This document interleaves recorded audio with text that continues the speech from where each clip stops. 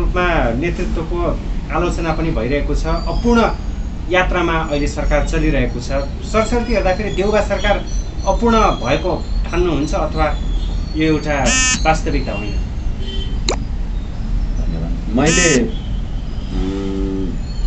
धेरै दिन अगाडिदेखि नै सर्वोच्च अदालतबाट परमादेश जारी भएदेखि नै यो नेपाल र नेपाली जनताको सरकारै होइन, यसलाई नेपाली जनताको अभिमत पनि छैन, यसलाई नेपाली जनताको जनमत पनि छैन। नेपाली जनताले नेपाली काङ्ग्रेसलाई नेपाली सरकारको नेतृत्व गर्नलाई नेपाली जनताले अभिमत दिएकै होइन। त्यसकारणले गर्दा पूर्ण रूपबाट यो नेपाल र नेपाली जनताको सरकार नभएको कारणले गर्दाखेरि यो श्री 5 को सरकार, यो परमादेशको सरकार, यसको देश र जनताप्रति कुनै जवाबदेही र जिम्मेदारी छैन जे भनेको थिएँ मैले, र आज पनि जे भन्दैछु। प्रकारान्तरले सरकार बनेको 1.5 महिना लागिसक्यो। अहिलेसम्म मन्त्री परिषदले पूर्णता नपाउने र संसदको पुनर्स्थापना त तपाईले पटक पटक गर्नुभयो परमादेशवालाहरूले, तर यो परमादेशवालाहरूले संसदको पुनर्स्थापना गरेपछि संसदमा रहेका सयौं संसद सदस्य, तिनका आसेपासे तिनका सुविधाभोगी पिएहरूले राज्यको कोषबाट अर्बौं लुट्ने, खाने, तलब, जागिर, भत्ता, सुविधा, बैठक आदि र इत्यादि भनेर नेपाल र नेपाली जनताले चाहिँ के पाए? तपाईले नेपाली जनताले तिरेको कर खाएर यो सरकार, यो प्रतिनिधि सभा, समग्रमा भन्ने हो भने यो राज्य प्रणालीले नेपाली जनतालाई के दियो? अनि यो भन्दा असफलताको अर्को उदाहरण के हुन सक्छ? जसले 1.5 महिनासम्म एउटा सरकारको गठन गर्न सक्दैन। सरकारको गठन गर्न किन सक्दैन? 275 को पार्लियामेन्टमा 165 मेरो पक्षमा विश्वासको मत प्राप्त भएको छ भनेपछि त्यो कृत्रिम रहेछ नि त विश्वास। त्यसो भए गोलमा टोलमा किन यो सरकार अगाडि बढिरहेको छ अथवा अगाडि बढेको छैन? किन लथालिङ्ग भएको छ? केले रोकिएको छ सरकार? किनभने परमादेशले बनाएको सरकार, यो सरकारको एउटा घटक मध्येको पुष्पकमल दाहालजीले विदेशीको कम्फर्टेबल सरकार, यिनै पुष्पकमल दाहालजी, माधव नेपालजी लगायतका मान्छेहरूले प्रतिनिधि सभा विघटन भएको बेलामा हामीलाई त प्रजातान्त्रिक सरकारले, संसारले हेरेन, हामी प्रतिगमनको विरुद्धमा छौं भनेर विदेशी पत्रकारहरूलाई 5 स्टार होटलमा बोलाएर गरेको पत्रकार सम्मेलन, त्यस मार्फतको सरकार। अनि यस्तो अवस्थामा गोलमटोल र अन्यल नभए के हुन्छ? न कुनै मार्गचित्र छ। जे मार्गचित्र बनाउनु भो, हिजो धेरैचोटि भनियो, नभनौं भन्नुपर्छ, भनौं कतिचोटि भन्ने। हिजो एउटाको टाउको काटेर अर्कालाई झोलामा बोकेर बुझाउँदा पैसा पाउने मान्यताद्वारा हुर्किएर आएको माओवादी र नेपाली काङ्ग्रेसको सरकार र सूर्य चिन्हबाट निर्वाचन लडेर रुख चिन्हमा भोट हाल्नलाई गएको माधव नेपालजी लगायतको एकीकृत समाजवादीको सरकार, यस्ता सरकार। अनि अहिलेको यो घटना परिस्थितिमा आफूले मन्त्री पायो भने सरकार ठीक, आफूले मन्त्री पद पाइएन भने सरकार बेठिक भन्ने मधेसवादीहरूले समर्थन गरेको सरकार, के अर्थ छ यसको? अर्थ छैन भन्ने कुरा यो 45 दिनको सरकारको अकर्मण्यता, निष्क्रियताले प्रमाणित हो। अब यति बेला एमसीसी को विषयले पनि मूलभूत प्राथमिकता पाइरहेको छ। चाहे त्यो केही समय अगाडिको टेलिभिजनमा एमसीसी को प्रचार होस् अथवा अहिले एमसीसी का उपाध्यक्ष नेपाल आउने कुराले पनि एउटा चर्चा पाएको छ। यसलाई कसरी हेर्नुहुन्छ? पहिलो कुरा त अमेरिकीहरूले एमसीसी पारित गर्नका लागि किन चासो दिनुभयो होला भन्ने बुझौँ न हामी। म गरिब मुलुक, तपाईँले मलाई 50 करोड डलर आर्थिक सहायता दिँदै हुनुहुन्छ भने त्यो सहायता मेरो देशको आर्थिक हित, समुन्नति को हितको खातिर हो भने त्यो सहायता, आर्थिक सहायता लिन मलाई हतार लाग्नु पर्ने नि। तपाईँ किन हतार गरे? के बुझ्नुहुन्छ यो? अथवा नेपाली जनताले बुझ्ला नि यो कुरा? अहिले एमसीसी का उपाध्यक्ष फतेमा सुमार, सहायक उपाध्यक्ष जोनाथन ब्रुक्स यही कुरालाई लिएर नेपाल आउँदै हुनुहुन्छ भनेदेखि यो 2075 मा पनि अमेरिकी संसदका संसद सदस्यहरू यही विषयलाई लिएर नेपाल आउनु। अनि यही विषयमा आज मैले आम सञ्चारमा हेरेँ, तत्कालीन अमेरिकाका लागि नेपाली राजदूत शङ्कर शर्मा भन्ने मान्छे र चीनका लागि तत्कालीन राजदूत टङ्क कार्की भन्ने मान्छे।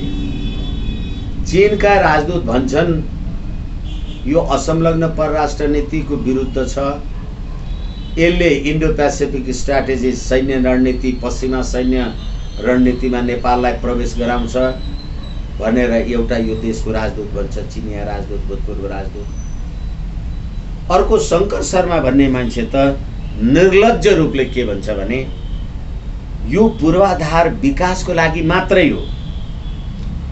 युरोपियली युनियन, बेलायतमा त यो आइपीएस को नीति लागू छ र बेलायतमा त आइपीएस को डिभिजन नै छ, फ्रान्स र जर्मनमा पनि आइपीएस को डिभिजन नै छ। नेपालमा चाहिँ एमसीसी विकास र समृद्धिको लागि मात्रै छ, आइपीएस चाहिँ छैन।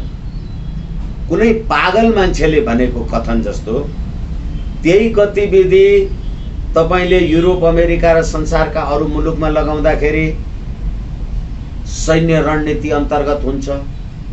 त्यही सम्झौता नेपालमा सैन्य रणनीति चाहिँ कटाएर आर्थिक मात्रै हुन्छ, सम्भव छ। त्यसै कारणले गर्दाखेरि अहिले चिनिया राजदूतको प्रवक्ताले रिची एलेन भन्ने मान्छेले नेपाल सरकारको लोकतन्त्र प्रतिको प्रतिबद्धता तथा सुशासन र पारदर्शिता, मैले एबीसी खबरसँगै कुरा गर्दा भनेको छु, नेपालको सुशासन र नेपालको लोकतन्त्रको लागि एमसीसी उहाँहरूले ल्याइदिनु भएको रहेछ। अनि नेपालको सुशासन नेपाली जनताले गर्दैनन् नि। तपाईले भर्खरै सोध्नु भएको प्रश्न, यो सरकार किन अन्यलमा भन्नुहुन्थ्यो। मैले परमादेशको सरकार, नेपाली जनताको इच्छा भन्दा बाहिरको सरकार भनेपछि त नेपालको सुशासनको लागि यो आउने बित्तिकै एमसीसी को कुरालाई शेरबहादुर देउवाको सरकारले अगाडि बढाउने तर साझा कार्यक्रममा नराख्ने गरिसकेपछि त अहिले अमेरिकी राजदूतावासका प्रवक्ता रिची एलेनले भने जस्तो यहाँको लोकतन्त्र र यहाँको सरकार, यहाँको सुशासन त उहाँहरूको जिम्मामा पो रहेछ त। आज पनि हामी भन्दैछौँ, देख्दैछौँ। अनि यसबाट हामीले नेपाली जनताको सुशासन चाहने, शान्ति समृद्धि चाहने कुरा कसरी हुन्छ? र अर्को कुरा, यिनै नेता भन्छन् यो सरकार भन्छ अनुमोदन गरेन भने त नेपाल सरकारको त अन्तर्राष्ट्रिय जगतमा त विश्वासको गुम छ। तपाईँ नेपालको संविधान, नेपाली जनताको राजकीय सत्ता र संप्रभु सत्ता भन्दा विशिष्ट खालको विदेशीसँग सैछाप गरेर आउनुहुन्छ। मैले मेरो देशको संप्रभुतामा आँच आयो भनेर तपाईको कुरालाई निषेध भने अनि तपाईँ चाहिँ मेरो राष्ट्रको अन्तर्राष्ट्रिय साख घट्यो भन्नुहुन्छ। तपाईँ जति राष्ट्रघातीहरूको यसको जवाब तपाईँले नेपाली जनतालाई दिनु पर्दैन। तपाईँ विदेशी शक्तिको, अमेरिकी शक्तिको, पश्चिमा शक्तिको साख बढाउनका लागि मेरो देशको पार्लियामेन्टबाट संविधानभन्दा जोर जबरजस्तीको सम्झौता पास गराउने, अनि तपाईँ सरकार, तपाईँलाई नेपाली जनताले मत दिए, तपाईँ नेपाली जनतालाई प्रतिनिधित्व गर्नुहुन्छ, तपाईँ त विदेशी शक्तिलाई प्रतिनिधित्व गरे हो के हो यो? होइन भने अन्तर्राष्ट्रिय जगतमा साख घुम्ने, मेरो देशको हितको लागि जे गर्दा मेरो मुलुकको हित हुन्छ, पहिले मैले मेरो मुलुकको हित हेर्ने हो। तपाईँसँगको साख घुमोस् कि रहोस्। त्यसो भए एमसीसी सँगसँगै विदेशी शक्तिको इन्ट्रेस्ट दिन प्रतिदिन बढ्दै गएको हो, उपाध्यक्षहरू आउनेदेखि लिएर प्रतिनिधिहरू आउनेदेखि लिएर? हो, प्रष्ट रूपले हो। मैले अहिले तपाईँलाई भने जस्तो यो पूर्व अमेरिकी राजदूत शङ्कर शर्मा भन्नेले आज आम सञ्चारमा भनेको कुरालाई लिएर युरोपियन युनियन आइपिएस, बेलायत आइपिएस, फ्रान्स जर्मन आइपिएस, नेपालमा चाहिँ आइपिएस को पाठ चाहिँ छुट्याएर, सैन्य रणनीतिको पाठ चाहिँ छुट्याएर $50 करोड आर्थिक सहायता मात्रै भनेर कसरी छुट्याउनु भयो तपाईले? र यो $50 करोड को सहयोग रहेछ संसदबाट किन पास गर्नु? अहिले अमेरिका पनि संसदबाट पास नगरुन्जेल यो लागू नगर्ने भनेको छ। संसदबाट पास गरेपछि यो मिलेनियम च्यालेन्ज कर्पोरेसनमा लेखेका सम्झौताहरू नेपालले रद्द गर्न सक्दैन। अनि त्यहाँनिर जहाँ यो एमसीसी लागू होला, कार्यान्वयन होला, त्यहाँ अमेरिकी सम्प्रभुता लागू हुन्छ कि नेपालको सम्प्रभुता लागू हुन्छ? त्यसो भए एमसीसी पारित गर्नको लागि यति बेला देउवा सरकारलाई प्रेसर छ? हो, एकैछिन विदेशी देउवा सरकारलाई प्रेसर त छ। नेपाली जनताको हितको लागि चाहिँ सरकारलाई प्रेसर छ कि छैन? कसको सरकार यो? तपाईँ खाली यसलाई प्रेसर छ त्यसलाई प्रेसर छ भन्नुहुन्छ। त्यो चिनिया राजदूत भएको टङ्क कार्कीले भनेको कुरा, त्यो राष्ट्रघाती कुरा हो भने कारबाही गर्नु पर्यो नि त। अनि तपाईसँग 165 को पार्लियामेन्टको स्ट्रेन्थ छ भने हिजो तपाईँले बोलाएको बैठकमा एमसीसी जस्ताको तस्तै पास गर्नु हुँदैन, राष्ट्रघात हुन्छ भनेर माधव नेपाल र पुष्पकमल दाहालले भने भन्ने आम सञ्चारमा आएको छ। के गर्नुहुन्छ तपाईँ? त्यो सरकार औचित्य छ तपाईहरुको? यो सरकारको औचित्य बाँकी छ? एमसीसी पास गर्न आउनु भएको केपी शर्मा ओली प्रधानमन्त्री हुँदाखेरि यी अध्यक्ष उपाध्यक्ष, यी फतेमा सुमार, उपाध्यक्ष जोनाथन ब्रुक्स भन्ने मान्छेहरू यसरी दाबी गर्यो अथवा प्रेसर गर्यो भनेर भन्नका लागि आएको सुनिएन। हालाकि 74-75 मा आएका थिए, 2वटा अमेरिकी कांग्रेसका सदस्यहरू भन्ने कुरा सार्वजनिक भएकै हो। तर आउनुको नियत उद्देश्य के हुन सक्छ? देउबा सरकारले एमसी पारित गर्नको लागि, मनाउनको लागि अरु त दुईटा कुरा। बीआरआई को अवस्थामा चीनको, चिनिया शक्तिको अथवा चिनियाको पनि माइक्रो म्यानेजमेन्टको कुनै बन्दोबस्त रहेछ भने त्यसलाई निष्क्रिय गर्न र अमेरिकाको इच्छा बमोजिम संसद प्रतिनिधि सभाबाट एमसीसी पास गर्न गराउनु होइन भने मैले सुरुमा भने त म गरिब मान्छे, तपाईले मलाई सहयोग दिइराख्नु भएको छ, त लिकिली भनेर तपाईँ मलाई किन खोच्याउँदै हुनुहुन्छ यदि तपाईको रणनीतिक स्वार्थ छैन भने? र त्यो रणनीतिक स्वार्थ छ भन्ने कुरा त यही देशको एउटा राजदूतले भने नि। हालाकि त्यसले भनेर हामीले मान्ने कुरा छैन। मैले तपाईसँगै कुरा गर्दा भनेको छु, एमसीसी को प्रस्तावनामा नेपालको सुशासन, आर्थिक हित, समृद्धि, अहिले पनि रिची एलन प्रवक्ताले त फेरि पनि भनिन् नेपाल सरकारको लोकतन्त्रप्रतिको प्रतिबद्धता भनेर तपाईले कम्युनिस्टहरूलाई लक्षित गरे होइन। तपाईहरु साम्यवादी सर्वहारावादी हुन सक्नुहुन्न प्रचण्ड माधव नेपाल भनेको होइन। मेरो लोकतन्त्रप्रतिको प्रतिबद्धता हुनु र नहुनुले मेरो गरिबीसँग के अर्थ छ? तपाईले म गरिबलाई सहयोग गर्ने हो भनेदेखि सहयोग गर्नुस् न, तर लोकतन्त्रप्रतिको प्रतिबद्धता तथा सुशासन, एमसीसी को प्रस्तावनाको प्रकरण 2 त्यसमा पनि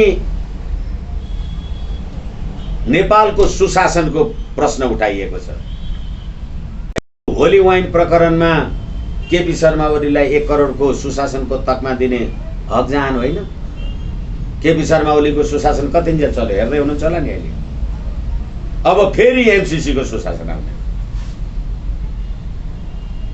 अनि अघि पनि भने मैले एमसीसी परियोजना लागू भएको ठाउँमा नेपालको कानुन लागू हुन्छ। अब शेरबहादुर देउवा प्रमुख प्रतिपक्षमा हुँदाखेरि तत्कालीन समयमा एमसी पारित गर्नुपर्छ जसरी भए पनि भन्नुभएको थियो। अब अहिले त उहाँ सरकारमा हुनुहुन्छ, हिजोको दिनमा उहाँकै सरकारले एमसीमाथि सम्झौता गरेको थियो 2017 मा। अहिलेको परिस्थितिमा खुलेर एमसीसी पारित गर्नुपर्छ त्यसको पक्षमा देउवा नदेखिएका हुन् होइन। हिजो उहाँले सत्ताधारी गठबन्धनको बैठकै बोलाएर एमसीसी पास गर्ने भन्नुभयो देउवाले, तर प्रचण्ड र माधव कुमार नेपालले संशोधनको कुरा उठाए।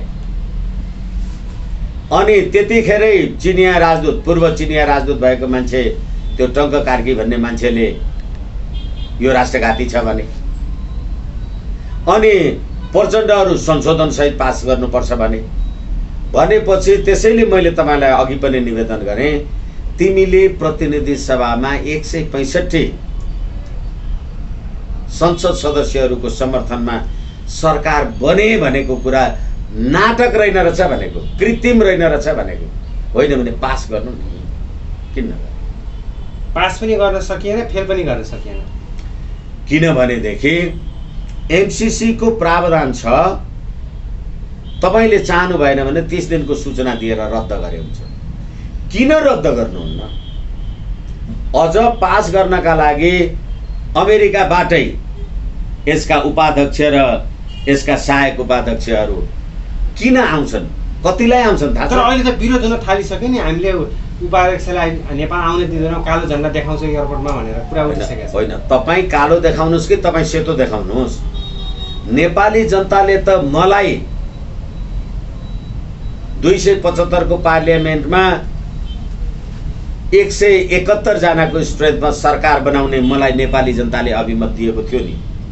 मैले प्रतिनिधि सभा विघटन गर्दा त त्यसलाई असंवैधानिक बन्नेको यो देश, यो यहाँको न्यायालय, यहाँको न्यायपालिका त नेपाली जनताको अभिमत त मैले प्रतिनिधित्व गर्थेँ नि, तर मैले भनेको भएन र परमादेशले आउनु पर्यो, परमादेशले चल्ने भयो भनेपछि नेपाली जनताले कालो झन्डा देखाउनु कि सेतो झन्डा देखाउनु के अर्थ छ? होइन भने नेपाली जनताको सम्प्रभु सत्तालाई कहाँ स्वीकार गरियो मलाई भन्नुहोस् न। यो नेपाली जनताको सम्प्रभु सत्ताको सरकार हो यो भनेको 10 चोटि भने मैले। कसैले त भनिदियोस् कि ए बाबा वकिल साहब तिमीले भनेको कुरा यति कारणले झुटो छ भनेर प्रमाणित गरिदिनुस् न मलाई। तर जनताको विरोधले त केही लगाएन नि त एमसीसी को बारेमा। जनताको विरोधले के लगाउँछ कि लगाउँदैन भन्ने कुरा त हामीले 62-63 को आन्दोलन हेरेका छौँ, पटक पटक भएका आन्दोलनहरू हेरेका छौँ। त यति कुरा गर्दा गर्दै जनताको शक्तिले एमसीसी रोक्न सक्छ भन्ने तपाईको जनता सक्छ भन्ने होइन भनाइ हो। जनताको शक्तिले सक्नुपर्छ। मैले त हालाकि अब त्यति अप्रिय अथवा त्यति भाषा के प्रयोग गर्ने चर्को त्यस्तो शब्दावली पदावली त प्रयोग गर्न चाहन्न, आवश्यक छैन, त्यति स्तरै झर्नुपर्ने कुरा छैन। तर आम सञ्चारमा सुनिएको हेरिएको छ, जजसले पारित गर्छन् त्यसलाई पार्लियामेन्टमै आएर काट्छौँ भनेर पनि त जनताको स्टेटमेन्ट त आएको छ नि। तपाईँ प्रतिनिधि मैले पारित एकछिन नहुँदै रोक्ने कि पारित भयो भने होइन पारित नहुँदै रोक्ने एक, र एकछिनलाई मान्नुहोस् न, पारित भए पनि तपाईँले कार्यान्वयन गर्नु पर्यो। र नेपाली जनताको तपाईँ प्रतिनिधि हो। मैले तपाईँलाई भोट दिएँ, तपाईँ प्रतिनिधि सभामा पुग्नुभयो भने तपाईँ मेरो प्रतिनिधि हो, तपाईँ म होइन नि। मैले नगर्नु भनेको कुरा तपाईँले गर्न मिल्छ? सामान्य कुरामा पनि होइन। अब यत्रो राष्ट्रघात र राष्ट्रवादको प्रश्न छ भने त्यो राष्ट्रघाती कुरामा सैछाप गर्नलाई तपाईँलाई के अधिकार छ? अनि तपाईँ जस्ता राष्ट्रघातीहरू किन चाहियो? त्यतिखेर यो पार्लियामेन्ट यो देशको राष्ट्रघाती संस्था हुनेछ। त्यसैले यो राज्य प्रणाली काम लाग्दैन भने अब हामीले यस कारणले एमसीसी पास हुने मनसा वाचा कर्मणा कुनै पनि कार्यमा नेपाली जनताको सशक्त प्रतिरोध र प्रतिकार रहन्छ। त्यसो भए कतिसम्म यो लथालिङ्ग रहिरहने हो? एमसीसीको विषय लिएर त्यो गोलमाटोल अवस्था कतिन्जेलसम्म रहिरहन्छ? हो, यो राज्य प्रणाली यस्तो राज्य प्रणाली, यस्ता पात्र, यी प्रवृत्तिहरूलाई राजनीतिक रूपले परास्त नगरुन्जेल यो गतिविधि रहिरहन्छ। त्यसै कारणले नेपालको राष्ट्रिय एकता, अखण्डता, स्वाधीनता, सम्प्रभुता रक्षाका लागि यो राज्य प्रणालीको अन्त्य आवश्यक छ भनेर मैले धेरैचोटि भनेको यसै कारण। अब देउबा सरकारको आगमन सँगसँगै एमाले भित्र पनि फुट पैदा भयो। माओवादी पनि बेमेलको यात्रा तय गरेको देखियो। जसपा लगायतका अन्य दलहरू पनि फुटको नजिक पुगे। यसले के सङ्केत गर्छ? देउबा आउनु र फुट तपाईँले अध्यादेश ल्याउनु होइन, तपाईँले अन्यथा अभिप्रायका लागि शक्तिको दुरुपयोग गर्नु। यही देशको न्यायालय होइन, यो देशको कानुन मान्नु पर्दैन भनेर फैसला गर्ने। शेरबहादुर देउवालाई प्रधानमन्त्री बनाउनलाई भोट हाल्ने मान्छेलाई फ्लोर क्रसको कानुन नलगाउनु भन्ने यो सर्वोच्च अदालत होइन। अनि विधिको शासनको कुरा गर्ने लोकतन्त्र ल्याउनु भएको छ।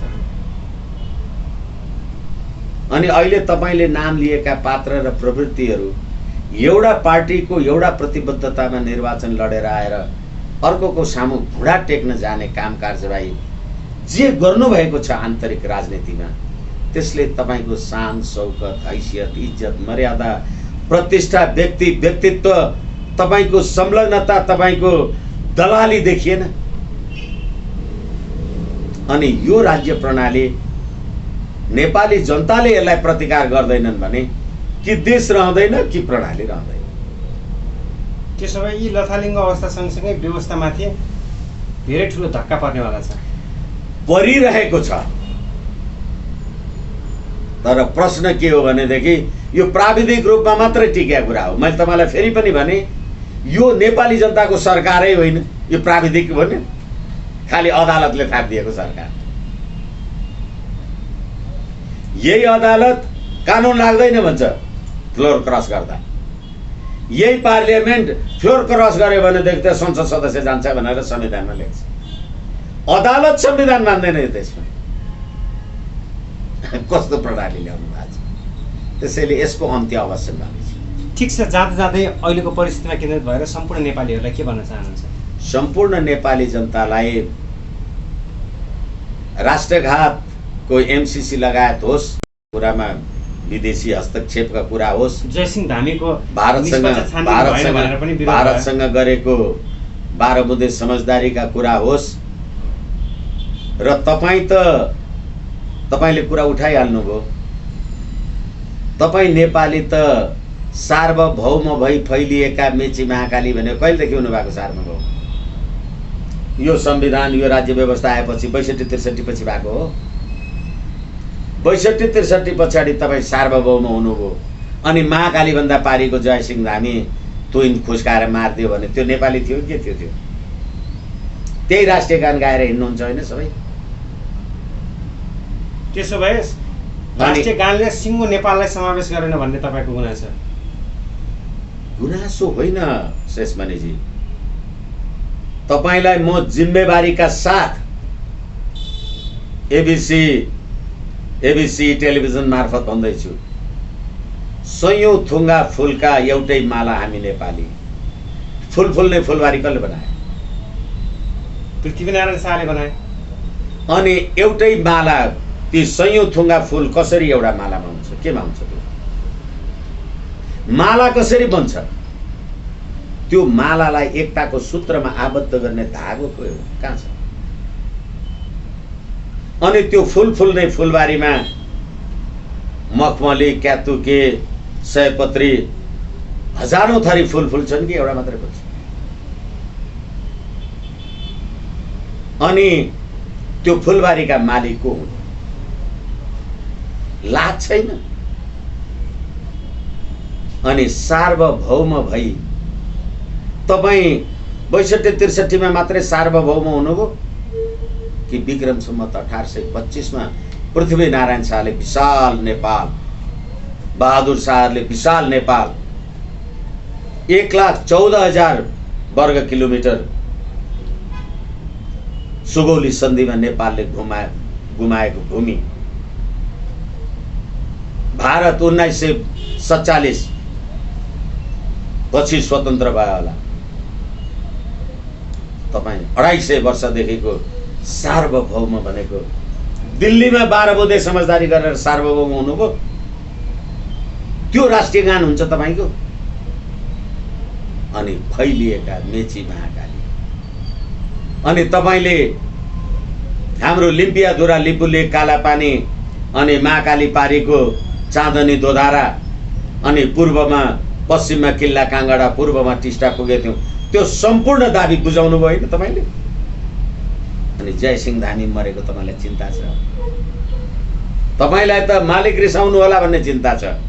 एमसीसी का मालिकहरू आउँदै हुनुहुन्छ, दिल्लीमा बस्ने मालिकहरूसँग 12 बुँदे समझदारी गरेको त्यहाँ प्रणाम गरेर आउँदै हुनुहुन्छ। अस्ति नरेन्द्र मोदीजीको पार्टीको विदेश सचिव आउनु भएको थियो, धर्मनिरपेक्ष भएर रक्षाबन्धन बाँध्दै हुनुहुन्छ। प्रधानमन्त्रीहरू त्योसँग लाइन लागेर हिँड्दै हुनुहुन्छ। यो राज्य प्रणाली अनि जयसिंह धामीको लागि के को पोजिटिभ प्रतिवेदन? राष्ट्रियता नै समाप्त भएको यो अवस्था। हस्, विचारको बहसमा सरिक भइदिनु भयो वरिष्ठ अधिवक्ता विष्णु भट्टराईलाई हार्दिक आभार व्यक्त गर्न चाहन्छु। हस्, धन्यवाद, नमस्कार।